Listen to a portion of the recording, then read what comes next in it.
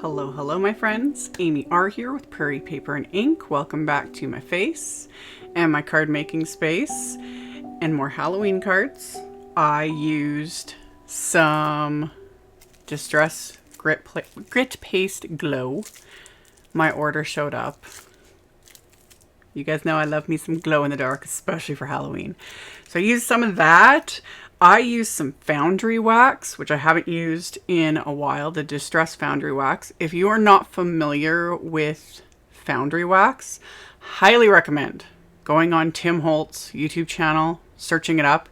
He did an entire video explaining, because it's a very unique product. I'll kind of explain, but again, go to his channel if you've never seen it, used it, anything, because it is a very unique product. So I used that, and so my cards glow in the dark. They've got some shimmer. I used Picket Fence, creepy hollow lantern wafer dies. I had so much fun. I made them into shaped cards that glow in the dark. There's shimmer. I used a mica stain. Like I went all out and I had a blast making them. So keep watching. I'll show you how I made these cards. And at the very end of the video, I'll have a link to my Halloween 2023 playlist. There's several videos in there already, and I will keep adding to it as I keep making. And yeah, let's get into the cards. So the first thing I did was I just die cut some dark gray cardstock using the detail or the lantern portion of this die set. And I die cut it twice, technically 4 times, because I'm going to make 2, but I die cut it twice and adhered both panels together. This is just to give it a little extra structure, because I was like, at this point I had no idea what all I was going to add to this. I had a rough idea, but I was like, like, am I going to do paint? Am I going to do, like, you guys, I had so many ideas. Anyway, adhered them together, and I purposely went with gray because I wanted to add some black ink. I'm going to add, like I said, that Foundry wax. I actually used Distress crayons, like all sorts of things, because I wanted to make the lantern look metallic. So gray cardstock for the win. So, and again, I did everything twice because why not? You know, why not when you've got everything out? So I just used my craft tacky glue, glued it all together. And once I've got these glued together, I started with Distress crayons. Now, I mentioned this in recent videos. I don't usually use Distress crayons. It's just not something I craft with very often.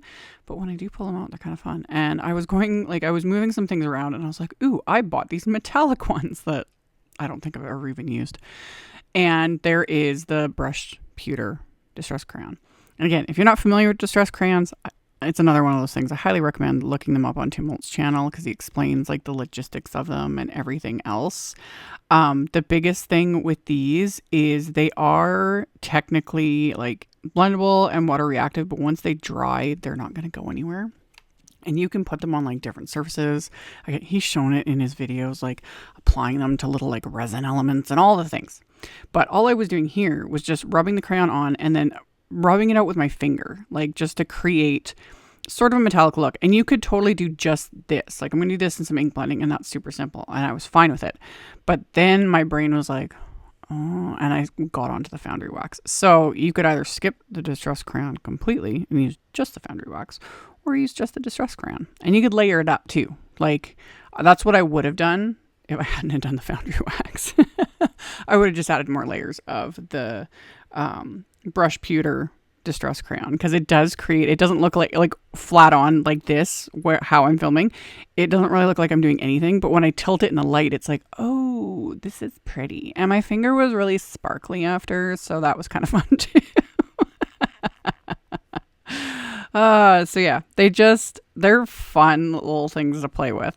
But I just went along and I kept all of the like metallic parts, like the Distress crayon, like towards the like just outer areas, you know, like what I consider the lantern, the inner portion, the detail of like the spooky tree in the hands and whatnot. That's where I'm going to add just some black soot Distress ink. And I just took one of my little blending brushes and just added that. And I also added to like the entire kind of background, just back and forth here and there, just again to deepen it up a bit. And the Distress crayon in some ways resists it. Again, if you apply more of it, it will resist it even more. But like I said, there was kind of a method to the madness. I was just, there you go. See, like it's pretty. Anyway, I was just having fun. Like one thing led into another with these. So I applied the black soot distress ink. So it just darkens up areas. And again, because this was in dark gray cardstock, it does create also a little extra bit of depth because I'm not completely covering every area with the black soot ink. So after I do this, this is where I pull in the Foundry wax. And there's 4 different finishes of this, like of different metallics. This one is the sterling. The biggest number one step is you shake the ever living daylight, especially this one. Out of all of them, this is the one that is the thickest. So you shake it until you hear the ball bearing move, and then you shake it really, really well. You apply it to your craft mat. They recommend using a brush. I don't have a problem using my fingers with it because I'm going to clean it off my hands anyway. But only, you only put a little bit on your craft surface, whether it's your craft mat, something like non-porous. You only need a bit because if you've never worked with this stuff, if you just let it sit, it will literally turn to powder and just basically disappear. It's the weirdest product I've ever worked with, and yet it's so fun, but it's weird, and that's why I highly recommend checking out Tim's video because he explains like the reasonings and the chemistry and just all the different things because it is finicky. And the other thing you need to remember too is not only like don't squeeze out tons of product, only as much as you need sort of a thing. The second step is you need to heat set this. If what I had put onto this cardstock, if I never heat set it, same thing. It will literally basically turn to like powdery dust and just disappear. Like it will not, it's the weirdest stuff. But once you heat set it, it becomes permanent. And if you're watching really closely, it depends on what surface you're using it on. When it's on like the little resin things and that sort of stuff, you can see it immediately. But on cardstock, it's a little harder to see it as you're heating it. But you'll see it change and it actually becomes more metallic and it's the coolest thing. But yeah, needs to be heat set, like 100%. Otherwise, just no bueno. So once I was done heat setting it, to clean up this stuff, and I do this with pretty much everything anyway, hand sanitizer is the way to go. Rubbing alcohol also works, isopropyl, that sort of thing. But I have a massive jug of hand sanitizer, of course. And that and a little bit of paper towel cleans it up off my hands, cleans it up off my work surface. So I use hand sanitizer to clean off. I get glue on my mat, inks, pastes, all the things. So I clean everything up. Now for my like backgrounds, I have more of the die cuts and I'll get to those in a little later in the video.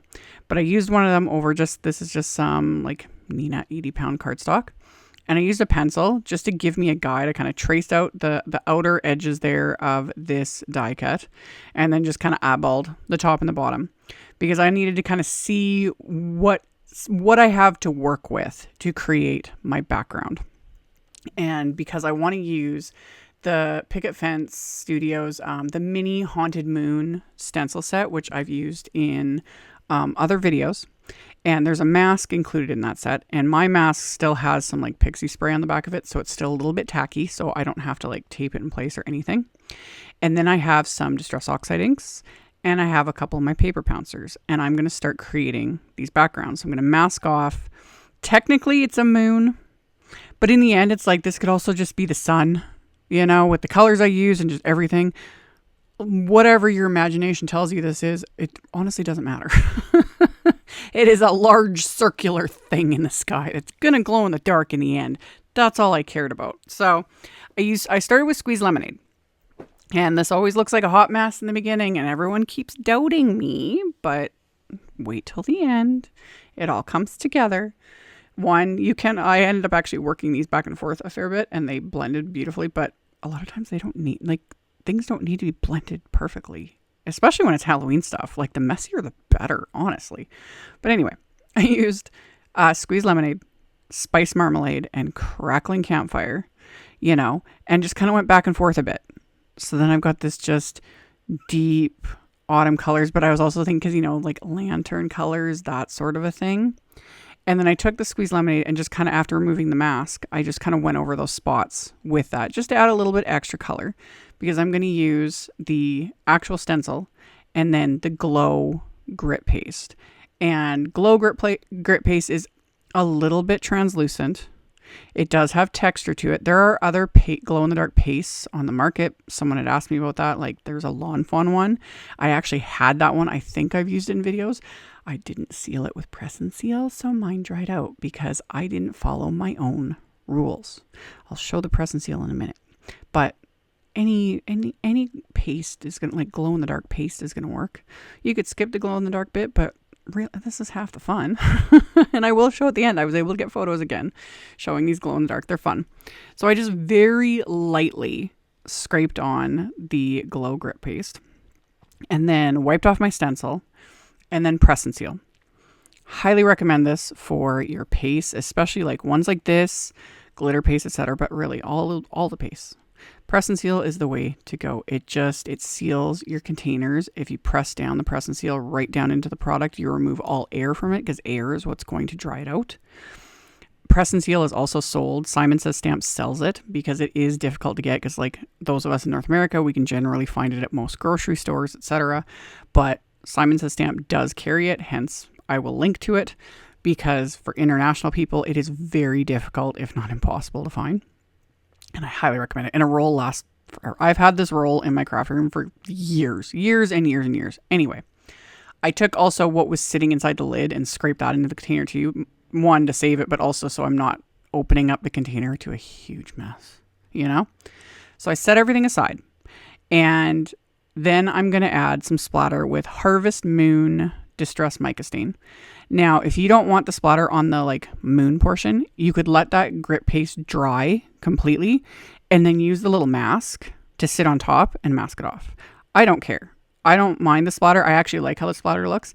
You can actually see the splatter when it glows in the dark. It creates these dark splotchy looks to it, which again, for Halloween, kind of perfect. So I'm fine with it, like whatever. But if you don't want the splatters on like the moon or sun or whatever you want to, think of it as, yeah, let the paste dry and then just use the mask on top of it. Then splatter to your heart's content. So I splattered all the things, set those aside to fully dry. And then I'm using a couple sentiments from the Picket Fence Ghosts of Halloween Past stamp set. There's like so many cool images in that set, but I just wanted a couple sentiments for these cards. And I just ended up stamping them onto black cardstock. I used my anti-static powder tool. I stamped them with clear embossing ink. And then I coated them with Simon's silver embossing powder. Tapped off the excess, melt that with my heat tool. I'll repeat the process with the other sentiments. Didn't bother filming that because it's the exact same thing. And then melted these with my heat tool. And for whatever, I don't use silver embossing powder very often, but every time I do, I'm like, ooh, this is pretty. I always reach for gold. That's just how it is. But I did silver this time because I used that silver sterling, same thing, Foundry wax, so the silver embossing powder just worked. And then after I had heat embossed those sentiments, I used the coordinating wafer dies to die cut all of them out. And just tape them into place with little bits of washi tape so that the dies don't shift when I run them through my die cut machine. And by now my backgrounds are dry. And I just use my scissors to trim around those little pencil lines that I had created in the beginning. So I trimmed these down, and then it was just a little more like little bits of fiddling, to make sure that I actually have them trimmed just slightly smaller than the outsides of these die cuts. And once I've had that figured out on the first one, I just use that as kind of my guide for the second one and trim that out as well. And if you wanted, you could totally make these shakers as well. You could just back the top die cuts with some acetate, I didn't do that because it just wasn't what I was planning for these. But as I was doing them, I was like, ooh, these could also be really fun little shakers. So that is another option. So yeah, those extra die cuts, I die cut the same, just dark gray cardstock. And then I trimmed out the center portion. This would make it so easy to do a shaker, just stack up probably 3 or 4 of these. That is why I didn't do these as shakers, because it does make them a lot thicker and a lot bulkier, but man, it would be fun. But I just did this to give a little bit more dimension. And also I cut out the center portions, because that way it's just a little easier to adhere over top of that grit paste glow. And it also gives it just a slight bit, like it kind of pops up the details, the trees and the hands from the background. So there's a tiny bit of shadow. It gives it dimension. So adhered those behind the, front piece, and then did a little more, tiny bit more fiddly trimming of that background. And then I'm going to adhere this to the back. So again, just craft tacky glue. Once I got that adhered into place, I'm going to use my great big, my great big Hero Arts clear blocks. I've shown these in a bunch of videos. These are huge. They're like 6 inches by 4 3/4, something like that. And I'll have a link to them as well. I've got a couple of them. I'm probably going to get a couple more because I use them as my little weights to hold down, stuff that's been adhered, yada, yada, yada. Another thing I've done and shown in videos, I'll stick these under my Misty because I've got a couple of Misties. I'll stick those on top, just something with some weight, old books work too, whatever works for you. So I just did that to hold everything down so that glue has, a few minutes to dry, especially on top of the area where that grit paste is, because again, it's got a bit of texture to it.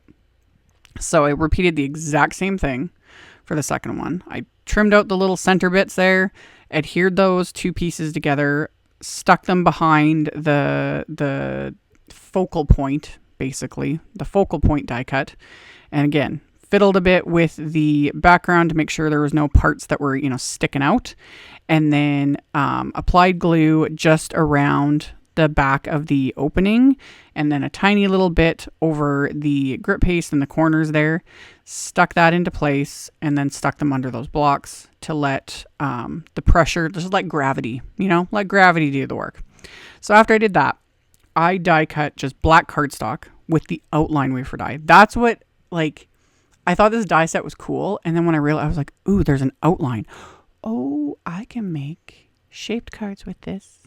So that's what I'm going to do. But I die cut an outline from just black cardstock.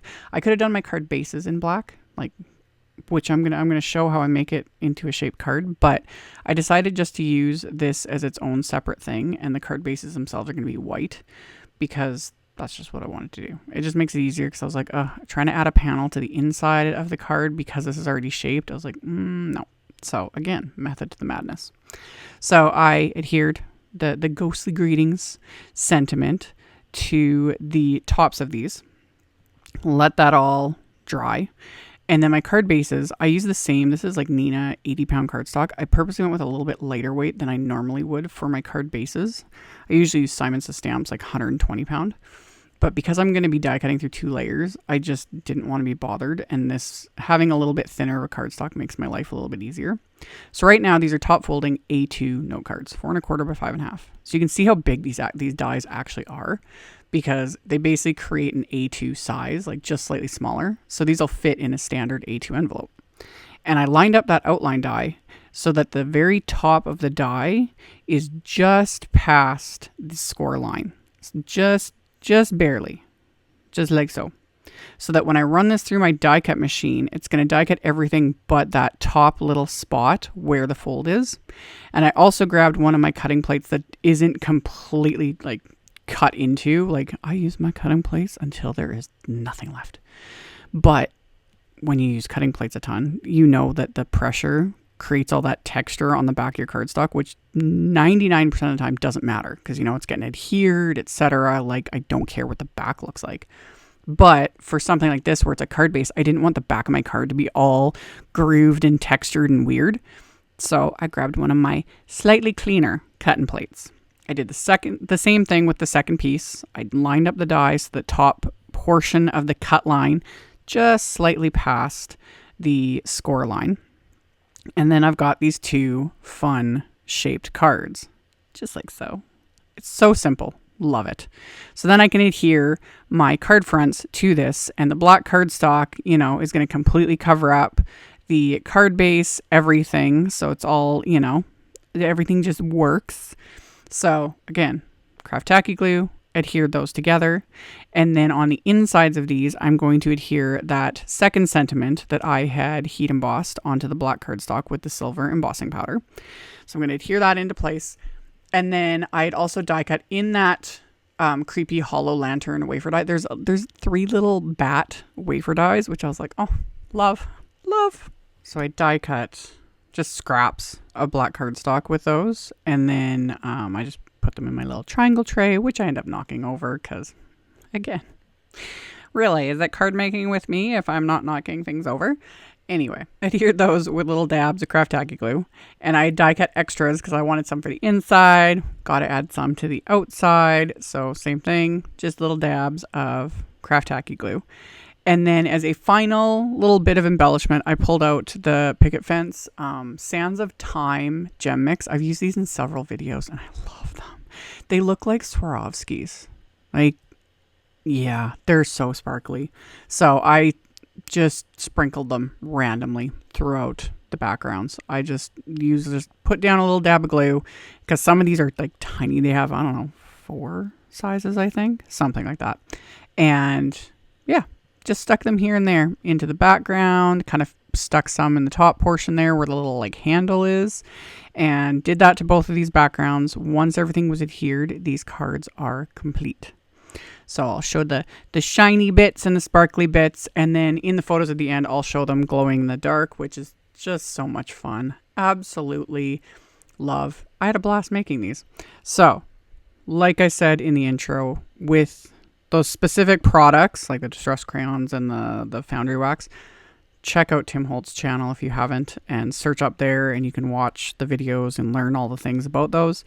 At the end of my video, I will have a link to my Halloween series playlist. And for all of the supplies, everything that I used, I will have those listed and linked directly below the video. I will also have a link to my blog post, and in there I have the photos along with clickable picture links to all the supplies I used, so you can check that out below if you are interested. Thank you all so very much for watching, thumbs upping, commenting, subscribe if you haven't. I'd love to have you, and I'll see you all very soon in the next video. Bye.